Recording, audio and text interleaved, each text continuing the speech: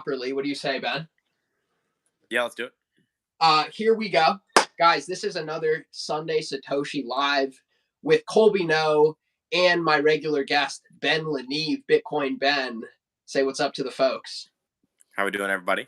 Good to be here. Good to talk about some Bitcoin and or related news for a few minutes. Hell yeah.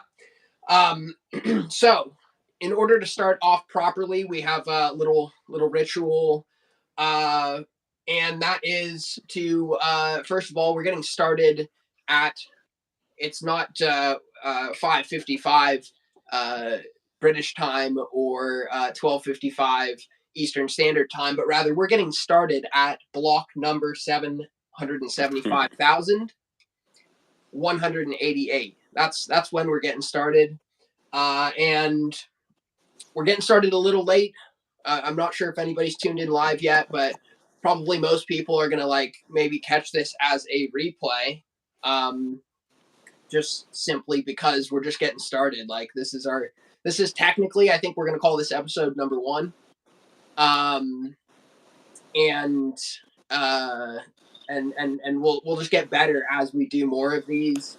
It's meant to, Sunday Satoshi is meant to just kind of kick it and talk about what's going on, whatever is interesting, whatever's clever in the Bitcoin space, or anything related to it. And honestly, you can relate anything to Bitcoin, because Bitcoin is simply the most interesting thing in the world. But yeah, lots going on, Ben. How's your week? It's been pretty good. Starting to get busier doing this campaign job in addition to the new bartending gig. So that's good. Staying busy. Good.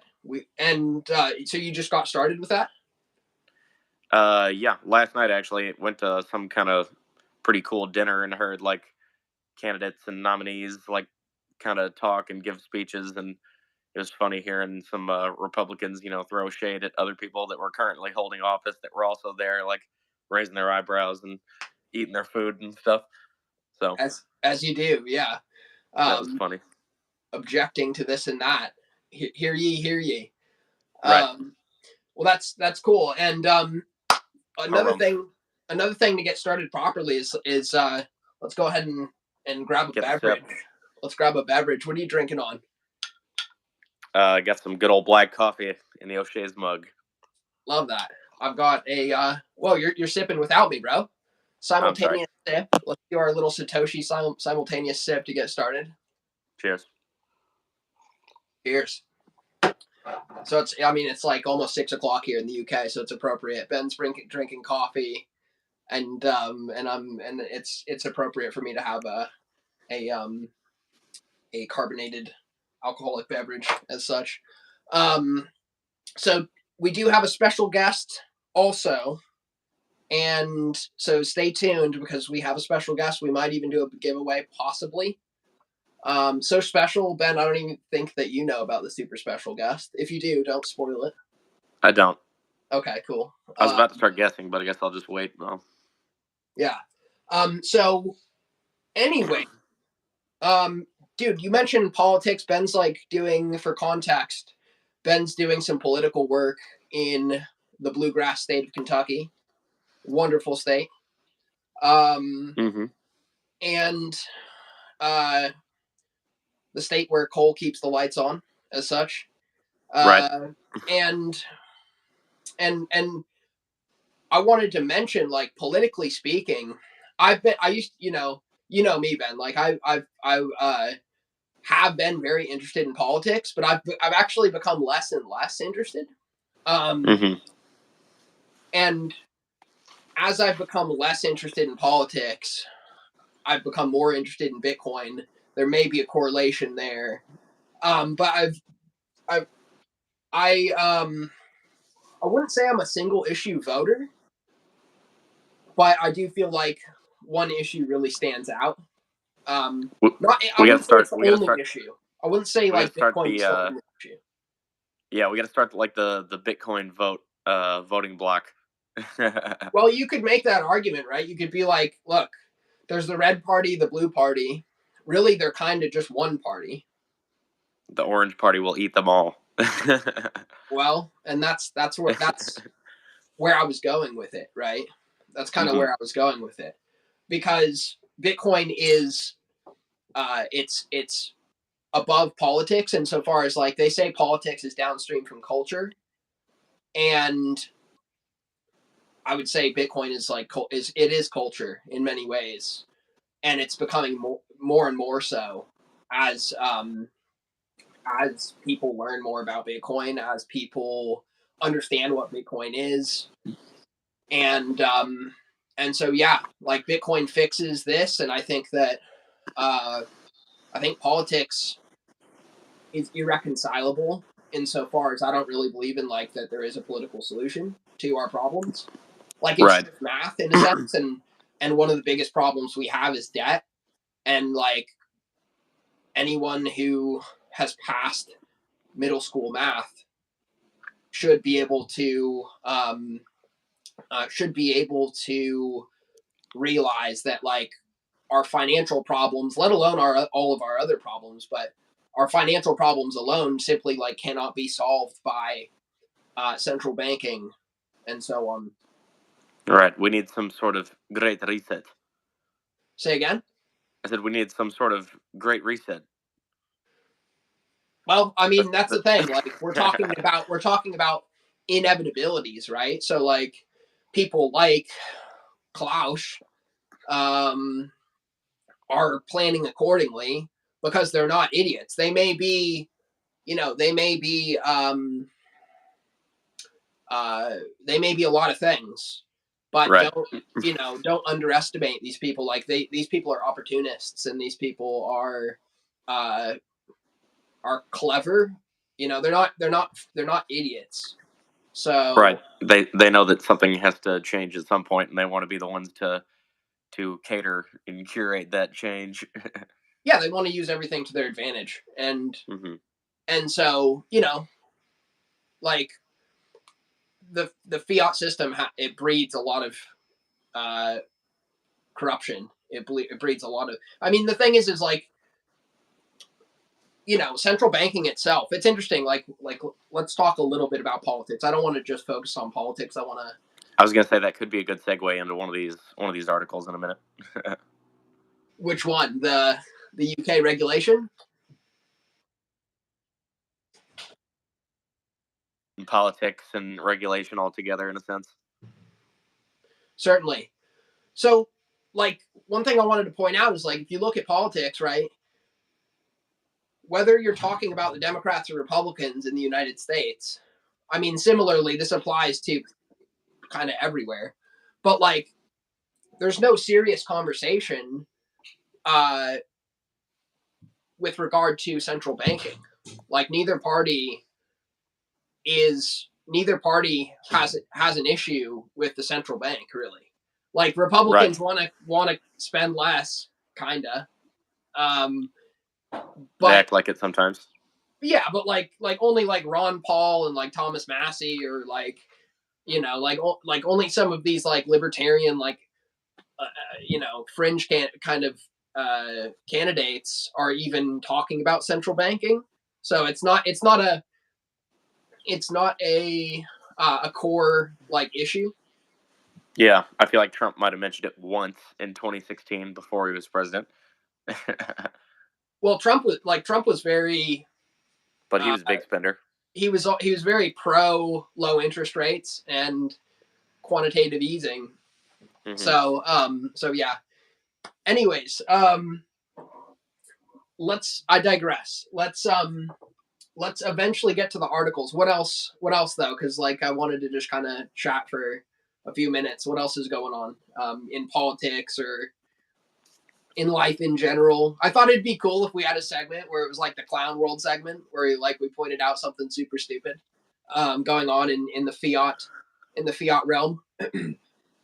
Super stupid. Well, I mean, there's plenty of that. Obviously, everything that's not Bitcoin is constantly swirling in a toilet of its own design. Yeah, how about this stupid balloon that's been floating around? that's Uh, been uh that's been a joke. I like, don't know. a joke, an embarrassment, whatever, a disgrace, whatever you want to call it. Yeah. Literal clown world with balloons floating around. Honk honk. Try to make it's like sense of it.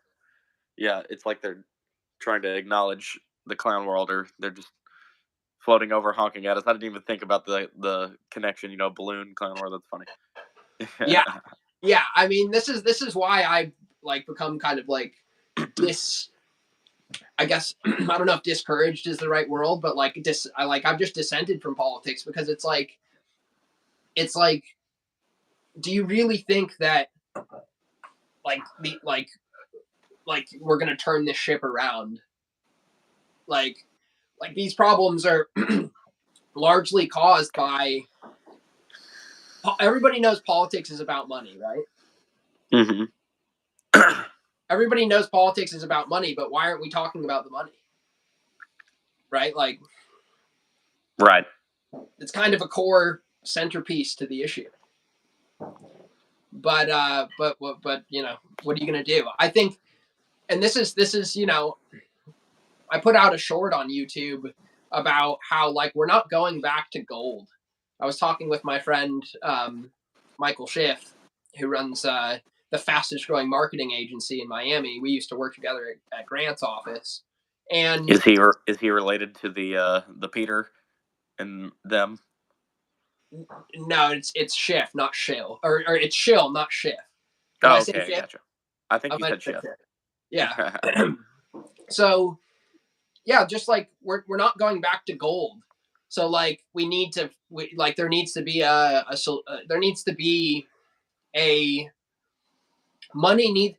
good money needs to be scarce by definition, right? If you can just print infinite money, it's not money. Right. So, and yet when you have these conversations with people are just, they look at you they're like what? We've only been doing this fiat standard thing for a very short amount of time. I mean, we've only been off of the gold standard in the States since what, Bretton Woods, and we're talking just over 50 years. I think we left the gold standard in 1913, going into World War I, and then we left the silver standard or something under Nixon, I think. Is that right? So we fully went off the gold standard with the Bretton Woods Agreement, basically. I mean, we were still kind of tied to the gold. We were still tied to the gold standard past 1913 is when the Federal Reserve was created, but we were still the government was still bound by its spending, was still bound by the gold standard beyond that.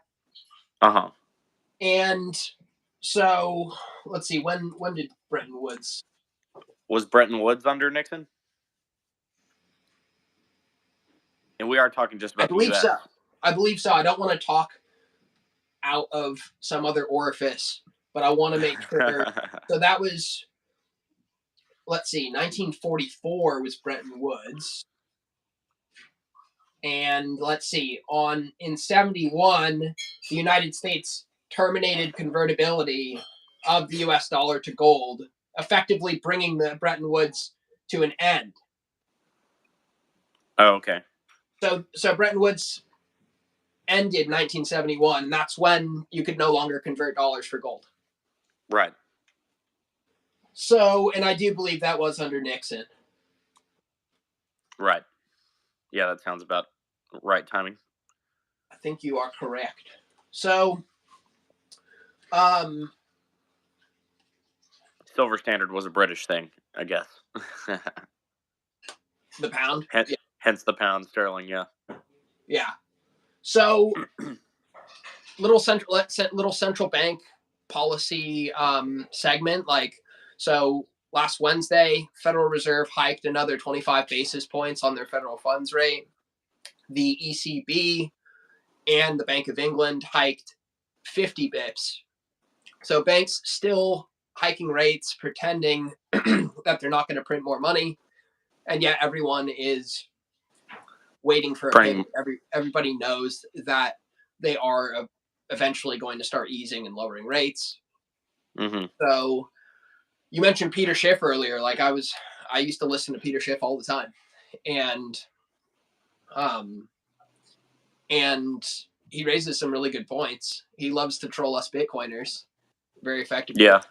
I was gonna say if your friend in Miami was like his son or grandson or something, he'd be disowning him for saying Bitcoin the gold standard can never return or whatever. Well, I believe that the gold standard is antiquated because like I said to my friend, like the days where I'm just gonna rock up on my horse and buy things with physical gold, like those days are over. It's hard Right. to imagine an economy where we're going back to physical money, and a very local economy like that, because gold led to fractional reserve currencies, right? Because it's it's kind of cumbersome to walk around with metal on you, right? Yeah. And And we do way so too much, I guess, international commerce and crossing oceans and yeah, so it leads daily settlements and stuff now. So yeah, so it just leads to exchanging of contracts, because if you're willing to pay me gold or silver, you could just give me a piece of paper promising me the gold and silver, and we can trust someone else to provide that at a later date and time. But then enters counterparty risk, right? Because then someone else has to make good on that, and furthermore, it leads to this fractional reserve lending where there's more contracts than there is physical metal. right. And so as a kind of a gold and silver bug myself, like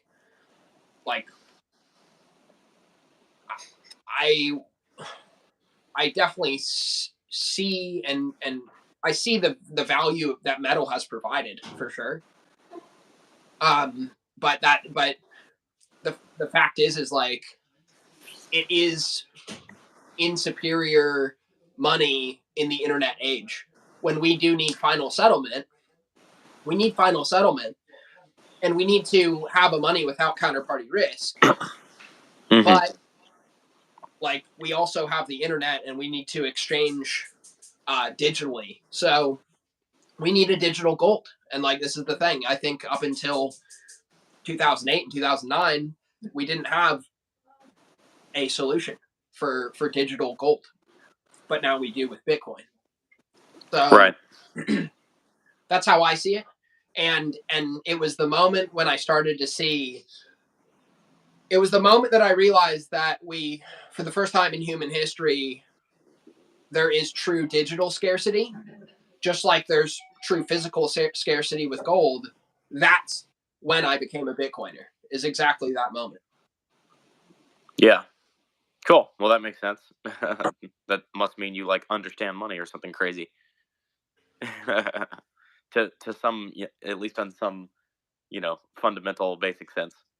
I mean, I learn more about it every day. I think money it's a very interesting topic. It's the only thing that people really like measure their whole adult life as such. And it is important because money, again, I said this the last time we were doing this, like money is a measurement of your time and your energy. Mm-hmm. I thought you made a great point, which is to say, like, if I remember correctly, you said that, like, basically inflation is theft, right? Because like if people are diluting your purchasing power that you worked for and that you saved for, then that is stealing your life energy from what you worked for. And I think that's a real problem, right? Like people's retirements, especially with them, now that people are starting to notice inflation, and now that people are starting to pay attention to inflation a little bit in the first world, first world problems where even places like the UK and Europe are like having serious issues with energy, heating their homes, etc. The cost of living crisis is starting to be a conversation piece. Mm-hmm. So like I feel like that people may not have been taking, it seriously when money is, when the inflation rate is low and money is, it's not a great storage of value if you're losing, you know, to inflation consistently over time, it adds up. But Yeah. people particularly notice when inflation is hitting double digits. Right. When it's 10, 20%, then you're really feeling the pain in a noticeable window. Of course, of course. So let's get into some of those articles. We're 20 minutes in, but I feel Yeah, I like, was gonna say we went pretty deep in the woods there. yeah, for sure. But I don't mind going deep in the woods with you, Ben. Like it's that's why you're on the show, bro. Because it's I always know. I never know what we're gonna get, but I always know we're gonna get something. Something good to talk about. Yeah. So another metric that I wanted to go over is like and I should have done this at the beginning, but I think we're still on that same block. So um, moving right along, I wanted to cover current difficulty. Last time we went live, I believe we had a difficulty adjustment exactly a week ago, and the previous adjustment for the Bitcoin miners was a positive difficulty adjustment of 4.68, and we're about halfway through this epoch. So an adjustment happens every 2 weeks. We're a week in, and right now we're looking at potentially a negative adjustment. So that'll be interesting to see. We're currently still sitting above 300 exahash on the network, so still lots of miners coming online. So a positive difficulty adjustment means it's becoming more difficult, which is what would happen when hash power is increasing. Correct. Yeah. Yep. Gotcha. It's a beautiful thing. But miners are hurting right now because it's miners are short difficulty because uh, like as difficulty goes up, it becomes less profitable to mine. Right. But also you have to factor in obviously Bitcoin price because you're mining sats and you look at the dollar value of the sats that you're mining. So like right now the current hash price is 7.5 cents per terahash per day. So like difficulty can go up, and although it's more difficult to mine Bitcoin, if the Bitcoin price goes up faster than the difficulty, then the mining profitability still is going up, even though the difficulty is going up. So, anyways, Right. let's get into the articles. Which one do you want to get into first? Let's see. Did we cover the SBF thing pretty much? We haven't touched on the SBF thing. Let's go ahead and go there. So He's SBF, always trendy. Yeah, so SBF, look at this guy. He's just like scheming right there. Yeah, there's some real good like image captures of him making some pretty gnarly faces. Yeah, no kidding. So he posts bail of $250 million somehow. And this isn't exactly like brand new news. Right. But he that was the largest bail in history, right? Ever paid. Is that right? Is it the largest ever? I think it was, yeah. Wow. I didn't even know that. That's astonishing. So he's chilling at his parents' mansion in California, up in Palo Alto, and sounds nice. Yeah, and so one of the largest exchanges to dissolve, and so many people on that exchange are left without access to their funds, and and this guy's out on bail, and the question is, who bailed him out? And I think that that information is going to become public as to who guaranteed his bail. Yeah, that'll be pretty interesting.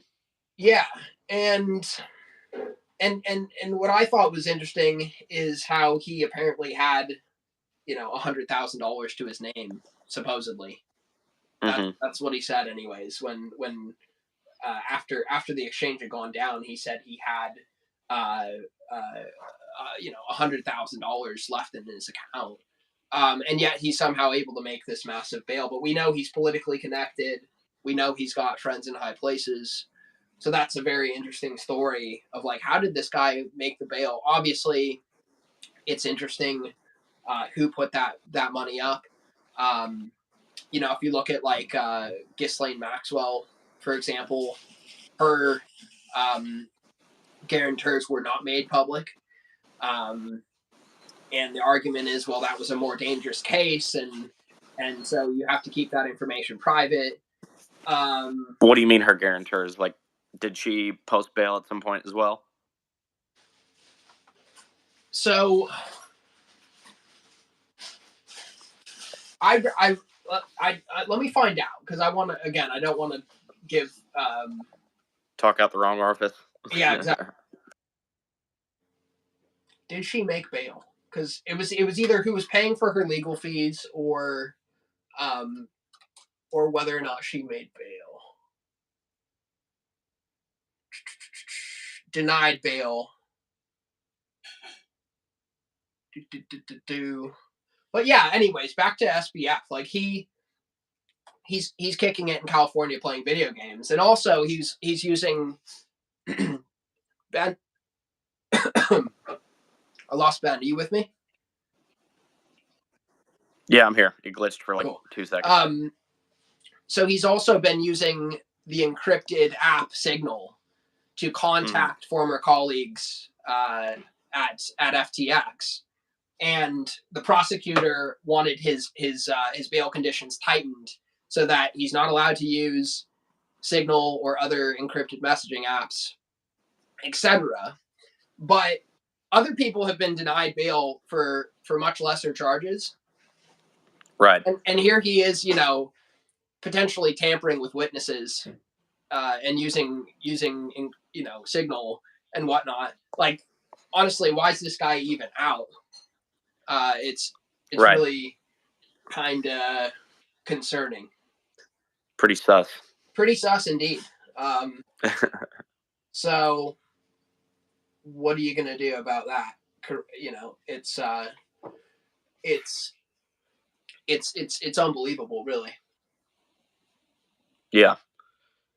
I wonder if we'll ever, be able to see that Ghislaine Maxwell client list. Seems like there could be some justice that could be done with a little bit more digging in there. But that seems to be something that doesn't get looked into very hard. Yeah, and that's not an accident by, that's not an accident, right? Right. So, speaking of politics, the UK has stated that they are going to regulate crypto. Mm-hmm. How's that going to work out? Well, we'll see. I mean, regulations coming down the pipe. We explored the White House kind of setting the intention that they also are planning to regulate as well. Whether that's going to be through executive order or whether or not they're just ready to sign something if Congress is going to pass laws to regulate crypto as such. But I mean, Bitcoin already is regulated, particularly in the States. It's property. So it's already regulated as property. And I mean, really, the altcoins really need to be concerned with regulations that could be coming down, because they are securities, and they have been operating in the gray area of securities laws and running astray of the law. So, Gary, Gensler is gonna bring the hammer down potentially. So U.S. law has been treating Bitcoin as like property, just like owning gold or silver thus far. Precisely, yeah, because it's a commodity. Like, there's no CEO of Bitcoin, Right. and there's no marketing, arm of Bitcoin. There's no. It doesn't function as a centralized business. It's completely decentralized. So it's regulated as property, and that's well established. Yeah. Well, that seems surprisingly appropriate. Yeah, because I mean, if you're gonna regulate Bitcoin, like you can't send a letter to Bitcoin headquarters and shut it down. Like, it's just a technology. Right. You just have to regulate the exchanges, and Bitcoin is not. Bitcoin is capable of operating completely, separate and outside of those exchanges. So there's your beautiful technology. Yeah, and that's another reason why, like, you only need protection if there's counterparty risk. Like, if you're trusting an exchange, then I can see the argument for, like, consumer protection in a sense, but Right. From the companies frankly, running the exchange. yeah, and of course it looks atrocious that someone like SBF was able to run this Ponzi looking scheme, and it completely collapses. With Alameda and all just all the unbelievably shady, back end agreements that they had going on, and of course, there's so much risk in the system. We're seeing cascade effect of things unwinding because one firm owes another firm, and there is no. And this is another thing to consider. Like, there is no lender of last resort in cryptocurrencies. Like, there's no lender of last resort. The Fed is not bailing out. They're not in the business of bailing out cryptocurrencies or exchanges, for that matter. So nobody's going to come save you as such.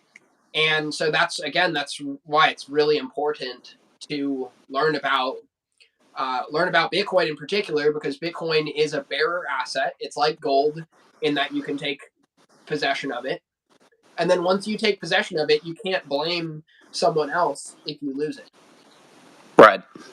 So it becomes a responsibility for you to be responsible. Like, and so, consumer protection isn't going to help those people that already know about Bitcoin and about how to take delivery of their Bitcoin. Right. So I like that. Yeah, and I'll just give a quick shout out. Like, definitely people should check out BTC Sessions on YouTube. And I was able to catch up with him and speak with him, which I'll be including in my Pacific Bitcoin video I'm going to put out. I was able to speak with BTC Sessions about this item, which is how important it is for you to, like, if you're going to, if don't Bitcoin if you're not going to learn about Bitcoin. Like, don't Bitcoin if you're just going to trust an exchange or someone like SBF to take care of it for you, because that's not what Bitcoin's all about. Bitcoin's about responsibility. Yeah, ultimately, you're probably going to end up having a bad time if you just trust your asset that is designed for sovereignty and custody to it's fiat mindset. Exchanges So, other people. Yeah, that's a fiat mindset to think like, oh, I'm just gonna, the FDIC is gonna bail me out or something. That's ridiculous. And one point that Ben made, BTC Sessions, his name is Ben as well, and Oh, nice. one point that he made is that like you can't bail out Bitcoin, but like you can print infinite money and it's still not gonna get your Bitcoin back. So you can't print more Bitcoin. So that's kind of something to meditate on a bit, which is Bitcoin is value. So it's monetary energy, and you can't just print Bitcoin. Yeah, you got to be able to have a scarce monetary resource to have an abundance mindset. Say that one more time for the people in the back. I said you got to have a scarce money to have an abundance mindset. Yeah, that's a really interesting contrast. Yeah, like a little paradox thing or something. 100%. Like abundance does require scarcity. Mm-hmm. And speaking of which, bro, through scarcity you can achieve abundance. And another cool thing is, and somebody raised this on Joe Rogan the other day. Excuse me. Someone said on Joe Rogan the other day, he's like, Bitcoin can't serve as money because it's finite. Well, each Bitcoin is divisible by 100 million. So there's not just 21 million Bitcoins, but each Bitcoin can be divided into 100 million, and 21 million Bitcoins divisible by 100 million is 2.1 quadrillion units, and those units are called SATOSHIs. Mm-hmm. So love it. yes, and it is, again, it's true digital scarcity, and so the fact that it is so easily divisible is another advantage over gold, like, because gold isn't that divisible. Mm-hmm. And yet you can, if we were to think more with the mindset of sats, instead of having the unit bias of like 1 Bitcoin is 23,000, up nicely from where it was, right. But like, instead of thinking it as a whole Bitcoin, like, just think about stacking sats. It changes how you think about money. It changes how you think about Bitcoin. Right. Yeah, I wish there was like a easily convertible. I guess there is, but I wish there was an easily convertible. 1 second.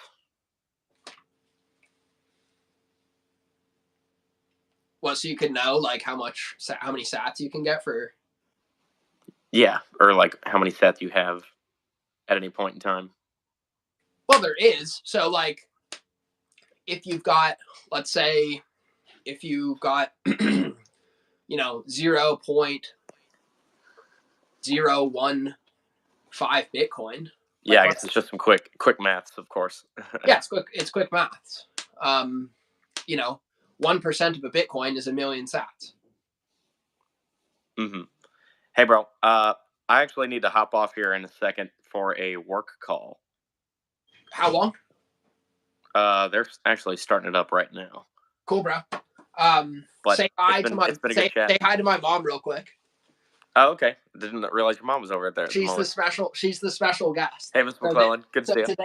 Today's episode. It's cool that you got to bounce, bro. But today's episode is sponsored by Ojai Jelly.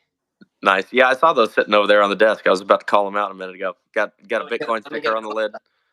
Nice. Ojai Jelly by Green Clover Creations. So that's the good stuff right there. Yeah, that's my favorite too. How you doing? I'm doing good. How are you? Good. Yeah, so Mom's is over here visiting us. And let me crack you a beer bowl.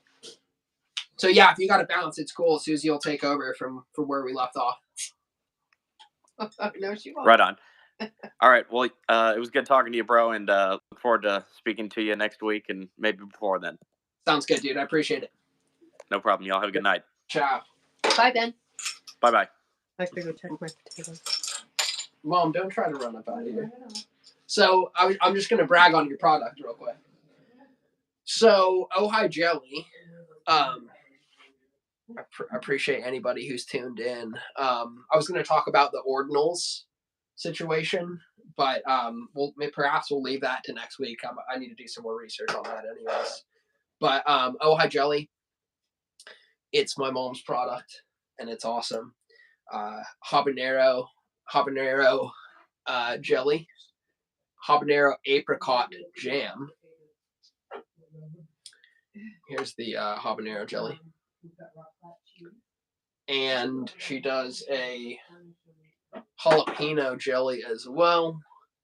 Bam. And one of the coolest things is that she has also recently started accepting Bitcoin. So ships to all 48. Do you ship to like Puerto Rico? I don't. Hawaii, Alaska? I have shipped to Hawaii. Yeah. Cool. So how long have you been doing this though? I'll just real quick, we should just tell people about the product. Started in 2010, January of 2010. And we're going to do, I don't know if you know this or not, Mom, but while you're over here, we're going to do a proper Bitcoin exchange where we're going to sit down and we'll do it like 10 minutes. And we'll just like talk about Bitcoin. We'll talk about Ojai Jelly and stuff like that. But I will ask you a quick question. I'll probably ask you on the Bitcoin exchange as well. But like, why should people exchange their sweet Satoshis? Why should people exchange their Bitcoin for your product? Well, that's your expertise. I'm better at telling what to do with the jellies and jams. Okay. Yeah. Okay. So what's it good on? Is it good on meats? Is it good on cheeses? They're all great with meats. They're all great with cheeses. They're great with fruits. They're good on cheesecake, waffles. What's the weirdest thing that is Ojai Jelly is surprisingly good on? It's surprisingly good with venison and lamb. That's not surprising to me at all. Okay, well, I'm not a real big meat eater, but it is very good with venison and lamb. And peanut butter jellies. And peanut butter and jellies, even non-peanut butter and jelly people. Cheers. Like it. So I'll tell you why you should exchange your sweet Satoshis for Ojai Jelly, because it is the bomb.com. It's just a really good product. It's made by my mom. It's made in California. And by a little kitchen, and you use quality ingredients. She doesn't fill this up with like bell peppers. Well, there's bell peppers in 2 of those because otherwise they'd be too hot. The jalapeno one, the one in the middle, that's 100% jalapeno, and I think it's the only one on the market I've ever seen that is 100% jalapeno. That's no bell pepper. It's just the wonderful jalapeno flavor and taste, and it's really great with turkey sandwich, or if you mix it with mint and lemon zest, lemon juice, lemon zest. It's great, like a start to a mojito, or great sauce for lamb, like a mint jelly. Yeah, hell yeah. Kick to it. Hell yeah. By far the most popular is the habanero apricot. Yeah, I can see why though. It's where heat meets sweet. But yeah, no, it's as far as she takes fiat, of course. It's like what, $40 for a 3-pack shipped. Mm-hmm. It just makes a good party gift and Include stuff. shipping. And I did a little tour of your shipping center where she sends out the orders. That's kind of cool. That is up on YouTube. And she takes your cash, which is going down in value every day, but she also will accept Bitcoin. And why should you exchange your Bitcoin for this product? Well, because that drives adoption. Businesses like my mom's that start accepting Bitcoin is the next wave of adoption where Bitcoin is realized as money and as superior money. So that's why you should support small businesses like Susie's. And the deal is that she's also hodling on to those sats. So instead of, spending $40 on a 3-pack, you can spend some sats, just buy some more Bitcoin, but it's supporting a small business. And it's also instilling the values of Bitcoin into another small business. So it drives that next wave of adoption as such. So I'd really appreciate, check out our website, ohhijelly.com. And shipments go out after the 12th of February because I'm in England visiting. Yeah, Mom's is over here visiting. And I was going to say one more thing about the jelly. Oh, yeah, she's on Twitter. She just got on Twitter and started tweeting. And Bitcoin Twitter is where it's at. So she's on Twitter. She's on Instagram, OJAI Jelly. And yeah, chuck us a follow. And I appreciate you guys tuning in. Sunday Satoshi Live. Every time you tune in, you're going to get something different. And I appreciate you guys. Stay humble, stack sats, and I'll see you next Sunday. Take care.